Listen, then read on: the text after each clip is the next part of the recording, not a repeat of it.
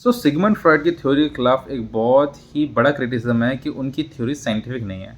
Of course वो एक neurologist थे, बट उनकी थ्योरी साइंटिफिक नहीं मानी जाती। वो इसलिए क्योंकि उनकी जो भी थ्योरीज थी, चाहे वो कॉन्शियसनेस अनकॉन्शियसनेस के ऊपर हो, चाहे वो बेसिक मोटिवेशंस यानी कि सेक्स एंड एग्रेशन के ऊपर हो, इसको एक्सपीरियंस वाइज उन्होंने डेवलप किया था रादर देन कोई क्लिनिकल ट्रायल्स से।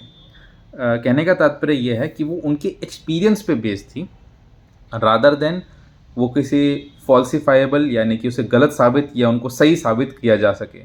तो साइंस में एक बहुत ही इंपॉर्टेंट चीज़ है, कोई भी चीज़ को गलत साबित करा जा सकता है, उस चीज़ को हम साइंटिफिक मानते हैं या किसी चीज़ को वेरीफाई किया जा सकता है। एंड अगर कोई चीज़ खाली एक्सपीरियंस पे बेस्ड है तो एक पॉइंट ऑफ व्यू के थ्रू हो गई। यानी कि सिगमंड फ्रॉइड का जो पॉइंट ऑफ व्यू था, हो सकता है हम हिंदुस्तानी लोग रिलेट ही ना कर पाएँ और इसलिए हमें बिल्कुल चीज़ ही बेकार लगे।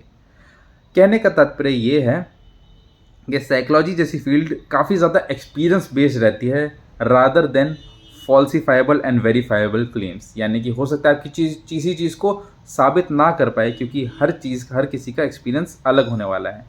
और अगर इसको मैं थोड़ा सा और आसान भाषा में समझाऊं तो मैं ये कहूँगा कि साइकोलॉजी साइंस से ज़्यादा आर्ट है, क्योंकि उससे हमें रिलेट करना आना चाहिए।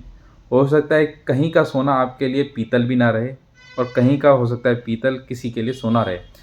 तो इसको और आसान से शब्दों में बताना चाहूँ तो मैं ये कहूँगा कि थ्योरीज पढ़ लीजिए, मानिए ना मानिए कोई बुराई नहीं है, लेकिन थ्योरीज को हाँ यही परम सत्य है या फिर थ्योरी को ये तो बकवास है, रादर देन समझने की कोशिश कीजिए कि वो किस एक्सपीरियंस के थ्रू आ रही हैं एंड उसकी एप्लीकेशंस क्या होने वाली हैं।